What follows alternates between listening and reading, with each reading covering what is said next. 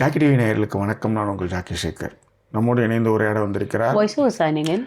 இது season 6 episode 6 வா தமிழாவா ஆரி நடத்தக்கூடிய கலைஞர் டிவி நிகழ்ச்சி. இதில் வந்து கூட்டு குடும்பம் பெஸ்ட்டா இல்லை தனி கொடுத்தனம் பெஸ்ட்டா, இதுதான் வந்து இன்றைய நிகழ்வு நடந்தது. ஸோ அதை பற்றின உரையாடல் தான் முதல் பகுதியை நீங்கள் பார்க்க போகிறீங்க. ஸோ விரிவான பார்வைக்கு ஸ்டே டியூன் வித் அஸ்.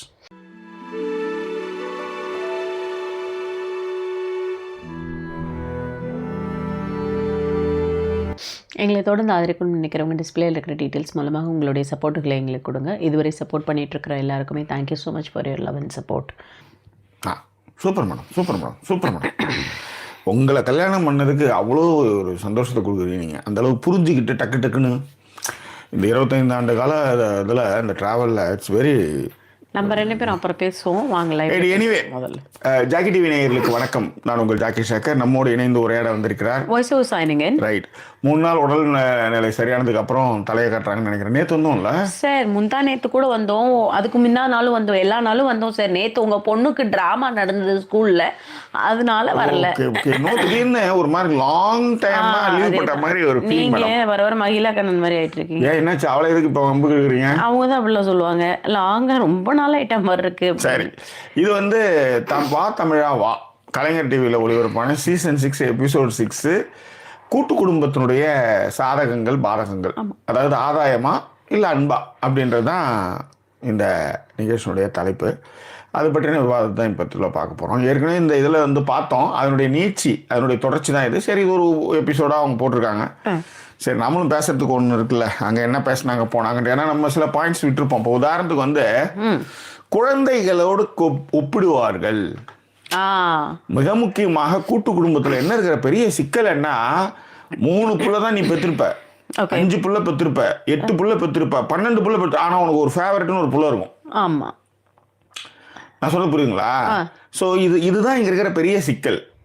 குழந்தைகளை வந்து நீங்கள் வந்து சின்ன வயசில் நீங்கள் ரொம்ப ஒப்பீடுகளோ இல்லை திட்டுதல்களோ நிறைய போச்சுன்னா அதுங்க பிற்காலத்தில் அதனுடைய ஆழ் மனசில் நிறைய பிரச்சனைகள் வரும்லாம் சொல்கிறாங்க.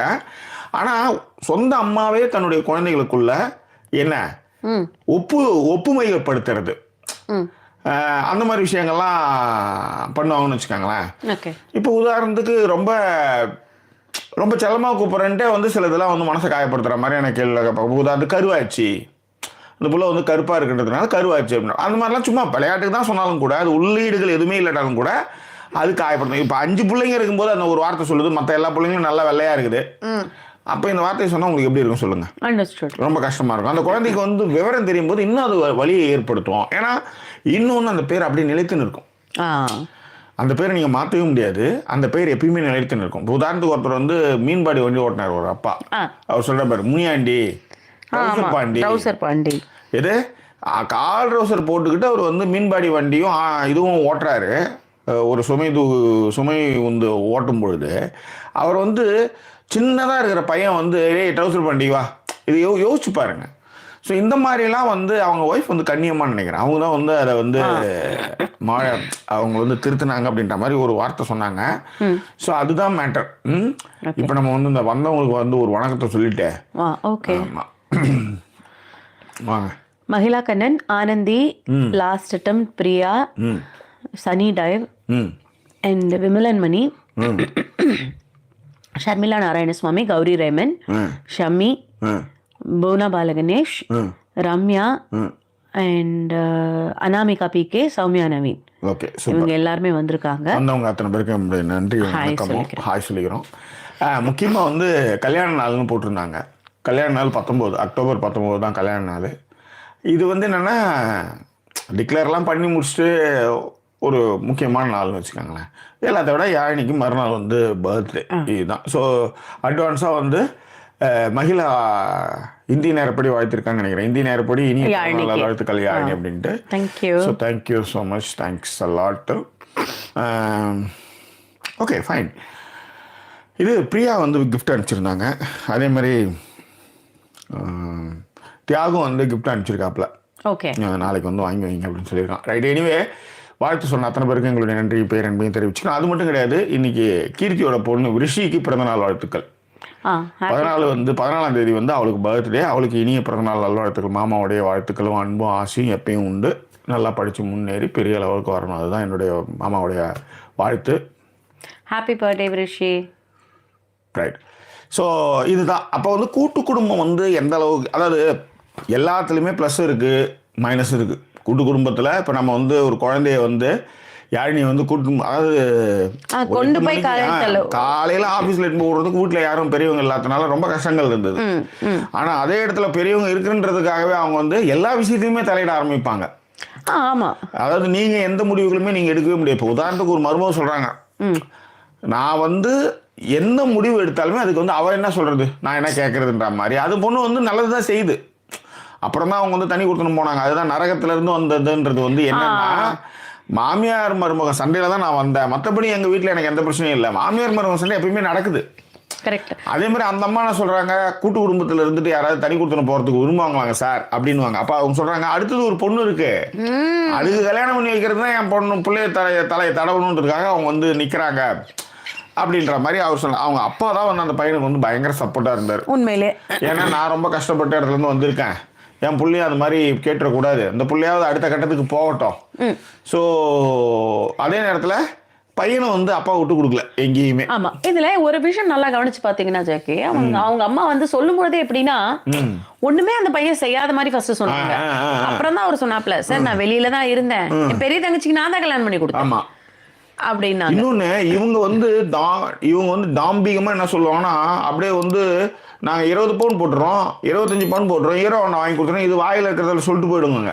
அந்த அம்மாக்கள் வந்து கெத்து காமிக்கிறதுக்கு, இன்னொன்னு கெத்து காமிக்கிறத விட என் பிள்ளைய தனி கொடுத்தது கிட்டு போனல, நான் பப்ளிக்கா வந்து பொண்ணுக்கு வந்து நிறைய செய்யறேன்னு நெருக்கி செய்யறேன்னு சொல்லி நான் உன்னை மாட்டி விட்டுறேன், நீ தானே வந்து கடன் வாங்கிட்டு கஷ்டப்பட போற மயிறு, எங்கேயா கஷ்டப்படு அப்படின்ற அம்மாக்கள் இருக்காங்க. நான் இவங்களுக்குள்ள என்ன நடக்கலாம் உங்களுக்கு தெரியல, நம்ம அதை பற்றி சொல்ல. ஆனால் இப்படியான அம்மாக்கள், சைக்கோ அம்மாக்கள் நிறைய பேர் இருக்காங்க. எது நான் பப்ளிக்கா வாய விட்டுனேப்பா, சபையில சொல்லிட்டேன்ப்பா, நான் 25 பவுன், அம்மா நான் எங்கம்மா 25 பவுனுக்கு போறது, என்ன நீ கல்யாணம் பண்ணின்னு வரும்போது வந்து கிராம் 400, இன்னைக்கு 8000 ரூபா. அவ்வளோதான். யோசிச்சு பாரு, நான் என்ன பண்றது, எனக்கு ஒரு குடும்பம் இருக்குது, இது நீ பெத்து போடுறதுங்களுக்கே நான் செஞ்சுட்டு நான் என்ன பண்றது, கேட்பான மாட்டேனா. ஒரு 10 பவுனு, ஒரு T50, ஒரு பீரோ, நகை நட்டு, இதுதான் வந்து கல்யாண செலவு ஒருத்தவனால பண்ண முடியும்.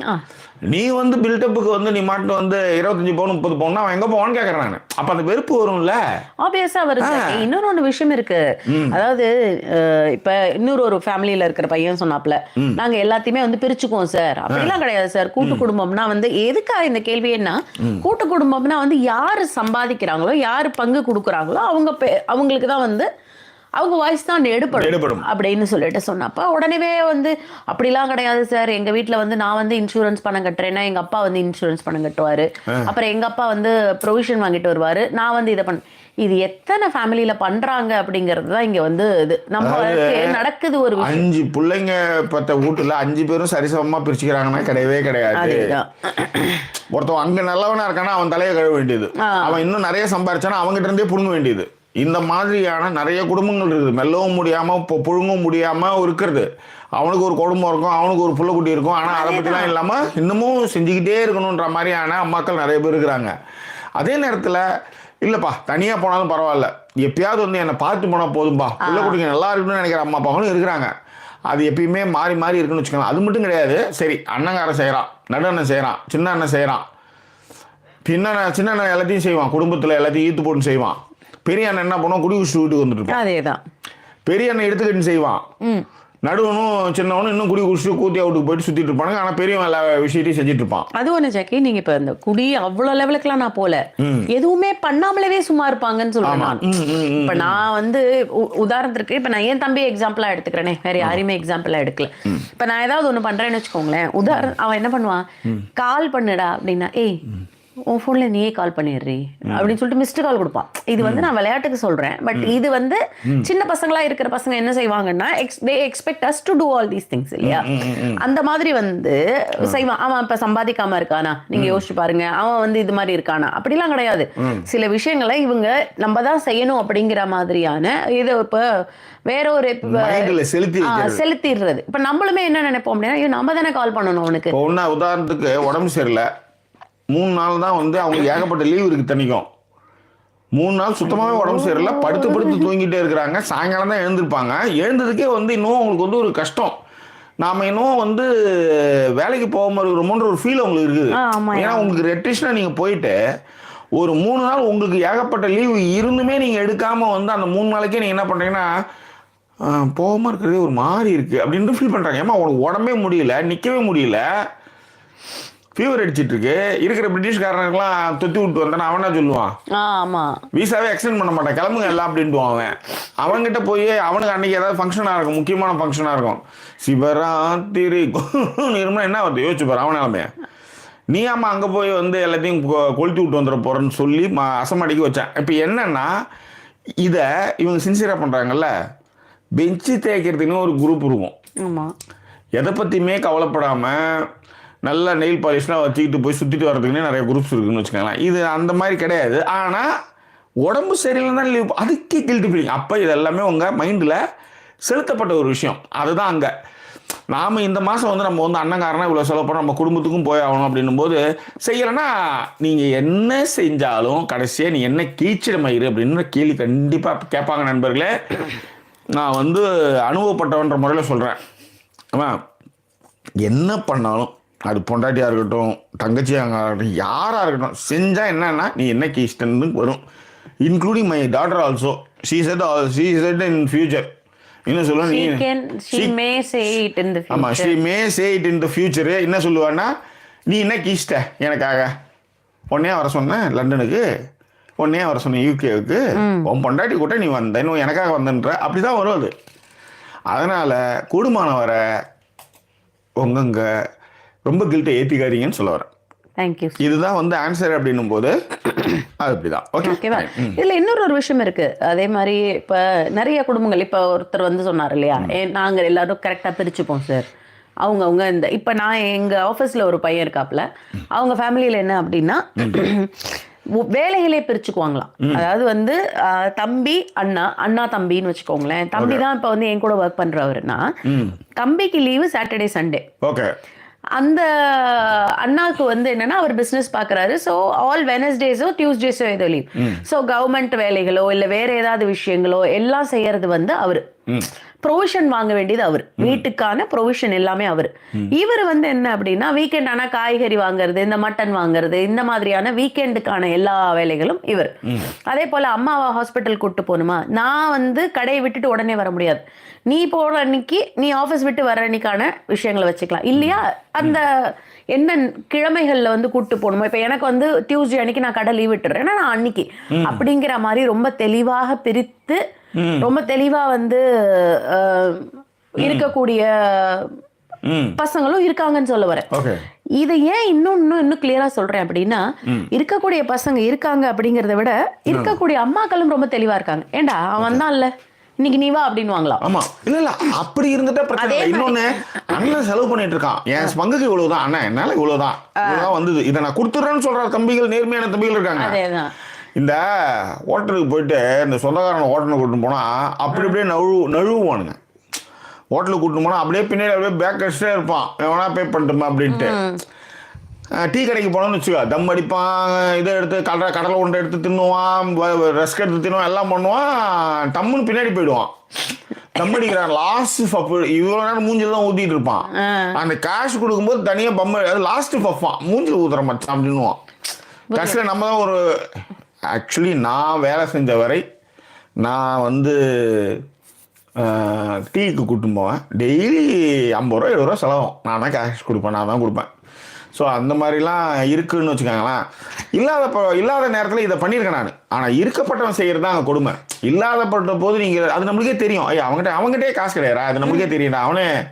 ஆனால் சில பேர் வச்சுக்கிட்டே வந்து என்ன எல்லா வேலையும் பண்ணுறவங்களும் இருக்கானுங்க. இதில் இன்னொரு ஏதோ ஒரு விஷயம் ஒன்று சொல்லுவாங்க. இப்போ உதாரணத்துக்கு இந்த ஊரை வந்து இந்த அதான் ப்ளஸ்ஸும் இருக்குது மைனஸும் இருக்குது. இன்னைக்கு கூட ஒரு பெண்மணிக்கிட்ட பேசிகிட்டு இருந்தேன், ஐயோ இந்த ஊருக்கு நான் வந்து கஷ்டம், இந்த ஊருக்கு வந்ததுலேருந்து ரொம்ப கஷ்டம். என்னன்னா ரொம்ப நம்ம ஊர் மாதிரி ஃப்ரீயாக இருக்க முடியல, வீட்டிலே இருக்க வேண்டியதாக இருக்குது, குளிர் அடிக்குது, மழை பெய்யுது, ஒரு மாதிரி இருக்குது. நம்ம ஊர் மாதிரி ஃப்ரீ கிடையாது, நினச்ச இடத்துக்கு போகிறது சாப்பிட்றதுக்கு அப்புறம் எதுவுமே இங்கே இல்லை, கூண்டில் அடைச்ச மாதிரி கிடக்குது, இது யூகே லைஃப் இப்படி தான் அப்படின்னு ஒருத்தவங்களுடைய ஸ்டேட்மெண்ட். இப்போ இந்த மாதிரி மைனஸ் இருக்குல்ல, அப்போ ஒரு ப்ளஸ் பாயிண்ட் ஒன்று இருக்குது. என்னன்னா இந்த மாதிரி ஹோட்டலுக்கு போனால் வந்தால் அவன் காசு எடுத்து கொடுத்துட்றான். ஆமாம், நீங்கள் ஆஃபீஸ்லேயே போனாலும் ஒருத்தவன் தலையை வந்து மொட்டை அடிக்காமல் எவ்வளோ வச்சு 24 பேர் 5 பவுண்டு இந்த 5 பவுண்டு கையோட அந்த கூச்ச நாச்செல்லாம் கிடையாது. நம்ம ஊரில் அந்த 5 பவுண்டு எடுத்து கொடுக்குறது நான் நினச்சேன் நீ தப்பாக நினச்சிக்குவோன்ட்டு படம் மயிர் ஒத்த காசு இல்லாமல் அவன் கஷ்டம். சரி, நோ பேட் வேர்ட்ஸ். சொல்லுங்க மேடம், காசு இல்லாமல் நம்மளே கஷ்டப்பட்டுருக்கோம். ஏன் அதுக்குள்ள நான் பேட் வேர்ட்ஸ் பேசாதீங்க. பேட் வேர்ட்ஸ் இன்னும் புதுசாக பேசுகிற மாதிரி கொஞ்சம் ஓவராகவும் போயிடக்கூடாது. ஆமாம், தூத்துக்குடி கொத்தனாரு திருப்பி போட்டு சுத்தனாரு, ரைட். அதனால் நீங்கள் வந்து ரொம்பவும் போயிட முடியாதுன்றதுக்காக அந்த காஷன் வந்து கண்டிப்பாக, ஏன்னா ஏன் ஸ்பீடா மீட்டர் வச்சுருக்கான் 30 போனோம் 35 போனால் ஃபைன் அடிச்சுப்போம். இல்லை, அந்த ஸ்பீடா மீட்டரும் வந்து யார் பார்ப்பாங்க யாரு அப்படின்னு பழகின வண்டியா இருந்துன்னு வச்சுக்கோங்களேன், அதுவுமே ஓட்டுறப்ப வந்து 35 தான் போகும், ஓட்டுறவரும் அப்படிதான் அப்படின்றப்ப யாராவது ஒருத்தர் அந்த இடத்துல சொல்லணும். அதேதான். லாஸ்ட் அட்டெம்ப்ட் வந்து குடும்பஸ்தம் படத்தில் சீர் செய்கிறது வந்து அற்புதமாக காமிச்சிருப்பாங்க. உண்மை, இந்த கேள்விங்க எதையாவது ஏற்றி விட்டுடுங்க, அவன் யோசிச்சுப்பாரு. அவனுக்கு குடும்பம் இல்லையா, தாய் மாமன் சொல்லி நாய் மாமன், என்ன நாய் மாமன் கூட சொல்லி தாய் மாமன் சொல்லாதன்ற அளவு பதட்டத்தை உருவாக்குற மாதிரியான ஒரு விஷயம் 4 தங்கச்சிங்க யோசிப்பாரு. ஆனால் என்னன்னா என் தங்கச்சிங்க ஒரு நாளும் ஃபோன் பண்ணி இது வேணும் அது வேணும்னு சொன்னது கிடையாது, என் வீட்டுக்கு வந்தது கிடையாது. அதெல்லாம் நான் இந்த பதிவு பண்ணுறேன். ஆனால் சில வேலைகள்லாம் அவங்களாம் பண்ணாங்க, அது வேற விஷயம். பட் இதுதான் இந்த இடத்துல அதை நம்ம சொல்லி ஆகணும்ல. சில இதெல்லாம் வந்து அவன் ஆகும்னா வந்து வாசல் நிற்கும்.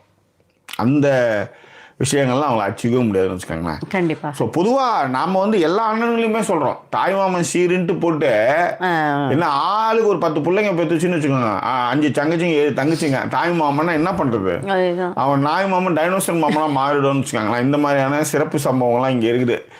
ஸோ அதுதான் வந்து இதில் பேசும்போது சொன்னாங்க, இந்த ஊரில் இருக்கிற சிறப்பே அதுதான்றேன். இந்த காசை வந்து என்ன சாப்பிட்டு முடித்தோம் கொடுத்துரு, யாரும் வந்து யாருக்கும் வந்து இது பண்ண வேணாம். இந்த காசு கொடுக்கற விஷயத்துல தான் வந்து என்னன்னா, ஒரு பையன் முட்டு கொடுத்தாப்ல சார், ஒரு மாசம் என் தம்பி வந்து என்கிட்ட சொல்றான், அந்த ஆப்போசிட்ல இருக்கிறவர் அந்த மஞ்சள் சட்டை அவர் ஃபேமிலி கதை தான் எனக்கு நிறைய. ஏன்னா அவர் ரொம்ப பாதிக்கப்பட்டிருக்காரு. அதேதான், அந்த பொண்ணு எல்லாமே செய்யறது தான் வந்து லவ் பண்ணி தான் வந்திருக்குது, செய்யறதுக்கு வந்துருக்குது பொழுது அந்த குழந்தை அவங்க குழந்தைங்களுக்கு ஏதோ மாத்திக்கலாம் பால் கொடுப்பாங்களாம். அந்த மாதிரி எல்லாம் நான் வந்து செட் பண்ணி வச்சிருக்கேன் ஆளுங்களை. மாமியாக்காரிகிட்ட இருந்துன்னா என்ன காலி பண்ணிட்டு வந்து நாங்கள் தனியாக கூப்பிட்டு வந்துட்டேன் அப்படின்ற மாதிரி சொன்னாங்க. அவங்க தான் சொன்னாங்க ஆக்சுவலி.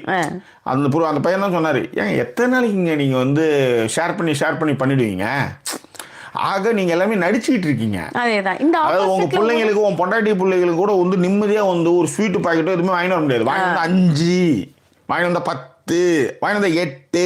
இந்த 8யும் ஆளுக்கு ஒன்று பிரிச்சு கூட கொடுக்க மாட்டாங்க, நேரா எடுத்து போய் அம்மா கிட்ட கொடுத்துருவாங்க. ஓ, இது உங்க அப்பா கதை. சொல்லுங்க. ஓகேவா? இல்ல, நேரா எடுத்துன்னு போய் வந்து அவங்க அம்மா கிட்ட கொடுத்துருவாங்க. ஆமா. அப்ப அவங்க அம்மா கிட்ட கொடுத்தா இப்ப 5 வந்து ஆளுக்கு ஒண்ணு ஒரு பசங்களுக்கு ஒண்ணு கொடுத்துட்டா பிரச்சனையே கிடையாது. இந்தா உனக்கு அப்படின்ட்டு பாதி பிட்டு அதுல கொடுப்பாங்க இல்லையா? இப்ப நீங்க அப்ப பொண்டாட்டி அப்ப நிலைமை யோசிச்சு பாருங்க. ஆமா, இவர் வந்து அதுக்கு வந்து சிவப்பு ட்ரெஸ் போட்டு நைட் அவுத்து பார்க்கணும்னு ஆசைப்பட்டிருப்பாரு, கட்டி அவுத்து பார்க்கணும்னு ஆசைப்பட்டிருப்பாரு. திடீர்னு பார்த்தா அந்த சிவப்பு ட்ரெஸ் உங்க தங்கச்சிக்கு போகும். யோசிச்சு பாருங்க, வாங்கி வந்து வேஸ்ட். சரி, என்ன மேடம்? ஓகே மேடம், கரெக்ட் தான். இதை சுற்றி தான் வாழ்க்கை இருக்கு.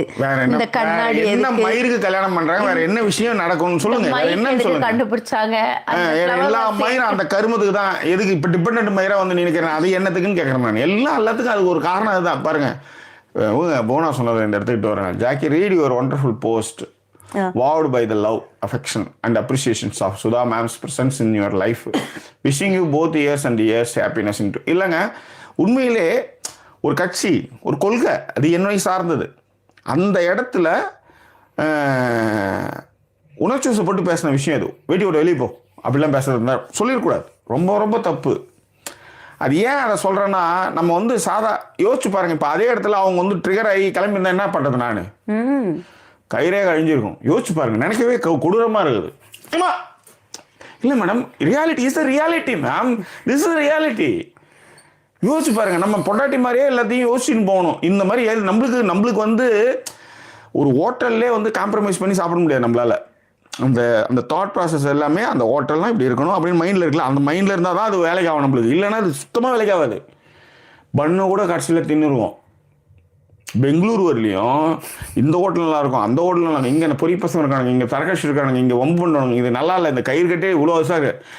அந்த மாதிரி 7-8 ஹோட்டல் நிறுத்தி போயிருக்கோம். கடைசியில் வந்து பார்டருக்கு போய் பண்ணு சாப்பிட்டோம். அந்த மாதிரி ஆள் தான் ஆளு.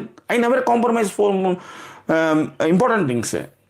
அந்த மாதிரி இருக்கும்போது இவர் திடீர்னு ட்ரிகரை கிளம்பினா என் நிலைமை என்ன ஆகுறது யோசிச்சு பாருங்க. ஸோ அதுதான் அதனால் அதெல்லாம் யோசிச்சு பார்க்குறேன் நான். அதனால தான் அந்த வாட்ஸ்அப் குரூப்பை டெலீட் பண்ணேன். அந்த வாட்ஸ்அப் குரூப்பை டெய்லி பாட்டு கும்மாளம் என்னென்னோ பழைய படம் புது படம் எல்லாம் பேசிட்டு இருப்பாங்க. ஆனால் ஒரு பொய்யை பரப்புறதுக்கு நான் காரணமாக இருக்கக்கூடாது. ஒரு பொய்யை பரப்புவதற்கு அண்டர்ஸ்டாண்ட்.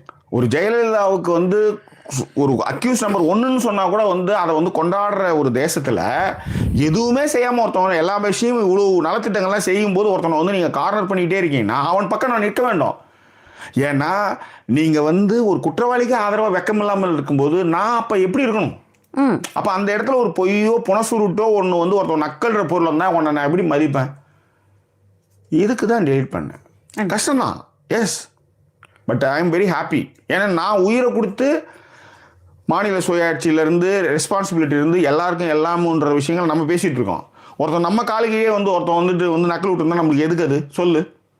இதில் போய் செஞ்சுக்கோ. That's all. Yes please. Okay. So இதில் இதுக்கு முன்னாடி இந்த கமெண்ட்டை படிச்சிருங்க, நிறைய போயிட்டு. ஓகே. நான் எப்படி இருக்கேன்னு கேட்டிருந்தாங்க புவனா. நல்லா இருக்கேன் புவனா, நோ வரிஸ். அண்ட் அதுக்கு முன்னாடி வந்து வேறு யார், மகிழாவும் நான் எப்படி இருக்கேன் அப்படின்னு கேட்டிருந்தாங்க. ஆல் குட்பா. அண்ட் விமலன் மணி வந்திருக்காருன்னு சொல்லிட்டேன் இல்லையா ஏற்கனவே. ஓகே.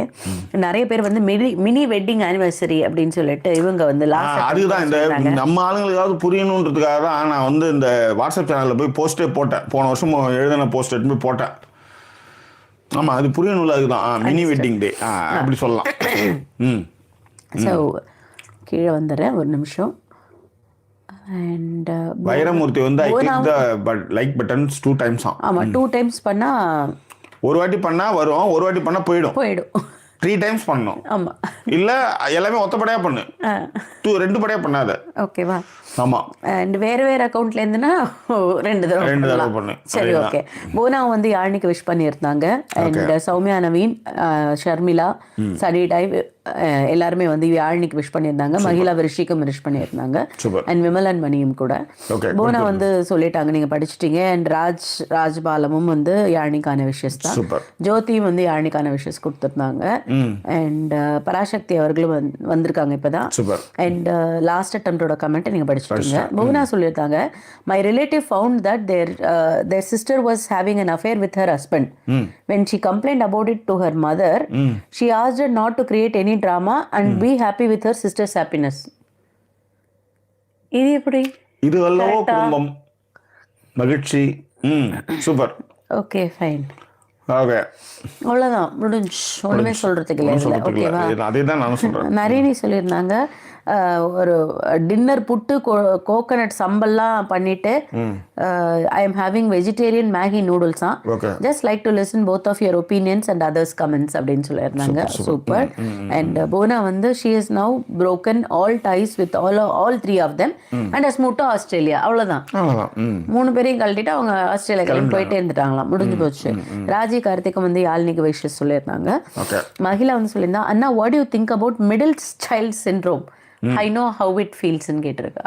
மிடில் சைல்ட் சிண்ட்ரோம் பத்தி உங்களுக்கு என்ன? எனக்கு எதுவுமே தெரியாது. ஏன்னா நான் எருமாடா பெரிய பிள்ளைய பிறந்துட்டேன். மிடில் சைல்ட் சிண்ட்ரோம்ஸ் பத்தி தெரியல. அதாவது அதுதான் இதுல இன்னொன்னு சொல்லலாம். ஒன்று மேலே இருந்துடலாம், இல்லை கீழே கூட இருந்துடலாம். ஆனால் நடுவில் இருக்கிறது வந்து ரொம்ப சிரமம்னு சொல்ல வரேன் நான். புரியுதுங்களா? அது ஒன்று மிடில் சைல்ட் சிண்ட்ரோம்னு சொல்லலாம். இன்னொன்று வந்து என்ன அப்படின்னா, தொப்புளுக்கு ரொம்ப பெரிய இம்பார்ட்டன்ட்லாம் கொடுக்க மாட்டாங்கண்ணா எந்த ஊர்லையுமே. நம்ம ஊரில் மட்டும் தான் தொப்புளுக்கு இம்பார்ட்டன்ட் கொடுப்பாங்க. Because it's the middle. Okay. இப்போ புரிஞ்சுதாமா மிடில் சைல்ட் சிண்ட்ரோம் உனக்கு? the same like அப்படின்னு தான் சொல்றேன். சூடு ஆச்சுன்னா எப்பயாவது தொப்புல வந்து எண்ணெய் வைப்பாங்க, அவ்வளோதான். அது நல்ல எண்ணெய் சூடு பண்ணி வைப்பாங்க, சூடு ஆறணுன்ட்டு, அவ்வளோதான். இல்லைன்னா அதை ஒரு பொருட்டாகவே எடுத்துக்க மாட்டானுங்க. மேலே இருக்கிறது கொடுக்குற முக்கியத்துவம் கிடையாது, கீழே இருக்கிற சின்ன புள்ள அப்படின்ட்டு கடைக்குட்டிக்குன்னு ஒரு முக்கியத்துவம் கொடுப்பாங்க, அதுக்கும் இருக்காது. மீன் பிட்வீன் இருக்கிறதுல. That's important. S please. Okay. And மேரி வந்திருக்காங்க. பூனா சொன்னாங்க, I used to eat snacks and chocolate a little at a time and keep it eat later. My brother would eat his and eat mine too. My mom would scold me for not eating immediately. Victim blamingலாம் நடக்குமா? இது இன்னொரு ஒரு விஷயம். இதை தான் நான் சொல்ல வந்தேன். அப்போ அந்த வாங்கி வந்து கொடுக்குறாங்கன்னு வச்சுக்கோங்களேன், அப்பவே ஒண்ணு வந்து கடகடன்னு தின்னு முடிச்சிடும். இன்னொன்னு நான் அப்புறமா சாப்பிட்றேன்னு எடுத்து வச்சிருக்கோம். அந்த அப்புறமா சாப்பிட்றேன்னு எடுத்து வச்சிருந்தது ஹாலில் எடுத்துட்டு வந்து சாப்பிடுறதுக்கு ஓப்பன் பண்ணிச்சுன்னு வச்சுக்கோங்களேன், அவனுக்கும் பாதி கொடுவாங்க திரும்ப. அப்ப நீங்க கேட்கவே முடியாது. அந்த மாதிரி பேண்ட் வைக்கிறேன், அதை உடனே வழிச்செட்டு வந்து கொடு அவனுக்குன்னு நாளாம். சப்பா ஜாக்கி சார், மேடம் வேற என்ன மேடம்? அப்ப என்ன எங்களுக்குலாம் வாய் இல்லாம இருக்கு. அதனால அந்த மாதிரிலாம் நடக்கும் கூட்டு குடும்பம். ஆமாமா, கூட்டு குடும்பத்துல அதெல்லாம் பண்ணுவானுங்க. ட்ரெஸ் அவுத்து போயிடுவானுங்க. போட்டது போட்ட இடத்துல அடங்குது. இது அடிக்க வைக்கிறதுக்குன்னே ஒருத்தர் இருக்கிற வேலைக்காரர் இருக்க மாதிரியே நடந்துக்கணும். அண்ட் நிறைய சொன்னாங்க, மை அம்மா வந்து very smart lady. She made me pay for my nephew nieces grade 10-12 subjects until I got married. She always says that I am spending my money with my friends. அதனால இப்போ fees pay பண்ணுன்றாங்களா அவங்க. புரிஞ்சிருச்சு. ஓ, இது அதை விட போனா வந்து depend present after a long time. Okay, நான் பேசின பேச்சு தான் இப்போ டிபெண்ட்டாக வந்து உட்கார வச்சிருக்கு போல, இன்க்ளூடிங் மீ. மகிழா கண்ணன். ஓகே, தியாகராஜன் வந்திருக்காங்க, வணக்கம் சொல்லியிருக்காங்க. லாஸ்ட் அட்டம் உங்கள் பிளாக்ல பெண்களூர் என்று எழுதியது ஞாபகம் வருகிறது. பெண்களூர் அந்த கிரெடிட்ஸ் கோஸ் டு சுஜாதா தான். அவர் தான் அதை பெண்களூர்னாரு. அதை நம்ம வந்து மறுவணும். ஆனால் நான் நிறையா பெண்களூர்னு தான் எழுதினேன். ஏன்னா அவ்வளோ பெண்களை நான் பார்த்தே இல்லை. நான் வந்து ஒரு வாட்டி பெண்களூருக்கு, அதாவது ஒரு ஒரு நகரத்தை பற்றி எழுதும்போது அதிகமாக நாப்கின் விற்பனையாகும் பெங்களூர் நகரத்தில் இருந்துன்னு ஏதோ ஒரு கட்டுரை எழுதுமாதிரி ஆரம்பித்தேன் நான். ஓகே, அவ்வளோ லேடிஸ் இருக்காங்கன்றதுக்காக அதை அப்படி எழுதிருந்தேன், அப்படி ஓமப்படுத்தி எழுதிருந்தேன். அப்படி ஒரு ஞாபகம் இருக்கு. Yes yes. ஸோ லைக் பண்ணாதவங்க லைக் பண்ணிடுங்க. 54 பேர் இருக்கீங்க, நான் 37 லைக் தான் இருக்கு. லைக் பண்ணாதவங்க லைக் பண்ணிடுங்க இன் பிட்வீன்ல. ஓகே, அண்ட் ராஜபாண்டியனும் வந்து யாழ்னிக்கு விஷயம் சொல்லியிருக்காரு, தியாகவும் வந்து யாழ்னிக்கு விஷயம் சொல்லியிருக்காங்க. ஃப்ரேம்லாம் வேற மாதிரி இருக்காமே. அப்ப தியாகு வந்து ரொம்ப நாள் கழிச்சு வராப்ல லைவுக்கு நான் நினைக்கிறேன். அண்ட் ராஜபாண்டியன் கேட்டிருக்கா, சிஸ்டர் இன்னும் உங்களுக்கு குரல் சரியா இல்லை? ராஜபாண்டியன், குரல் சரியாகல, கோல்டு இருக்கு இன்னுமே, அது சரியாயிரும். அண்ட் புவனா வந்து ஐயோ கிரீன் சாண்ட் மூமெண்ட்னு சொல்லியிருக்காங்க, எதுக்குன்னு தெரியல. மகிழா சொன்னா, oh my god what kind of explanation is this அண்ணா, யூ நெவர் ஃபர்கெட் தோஸ். என்னது இந்த மிடில் ஸ்ப்ரோ இங்க இருக்குதா, மிடில் சன்னா மிடில் கேர்ளோ ஏதோ இருந்தா நடுப்புள்ளைக்கு என்னன்னா, அப்புறம் அது அப்படி தொப்புல சொன்னாதான் நடுவில் அதானே இருக்குது. அதனால அதுக்கு அது ஒன்றும் பெரிய இம்பார்ட்டன்ட் கொடுக்க மாட்டாங்கன்றது வேற எப்படி சொல்றது? நான் சொல்லு, வாட் யூ திங்க் அபவுட் இட்னு கேட்டேன், நான் சொன்னேன், அதுதான், தட்ஸ் ஆல். தேங்க்யூ. அதான் நானுமே மகிழா கிட்ட சொன்னேன், கேட்டல. இல்லை, இப்போதான் அந்த கமெண்ட்டை பார்த்தேன். ஓகேவா, இதான் கமெண்ட்ஸ். எங்களை சப்போர்ட் பண்ணுற அத்தனை பேருக்குமே எங்களுடைய நன்றி. டிஸ்பிளே இருக்க டீட்டெயில் மூலமாக எங்களை சப்போர்ட் பண்ணுங்க. மீண்டும் இன்னொரு எபிசோடில் உங்களை நாங்கள் சந்திக்கிறோம். அது ஒரு நன்றி கூறிய வருது உங்கள் ஜாக்கி சேகர் மற்றும் சைனிங் ஆஃப்.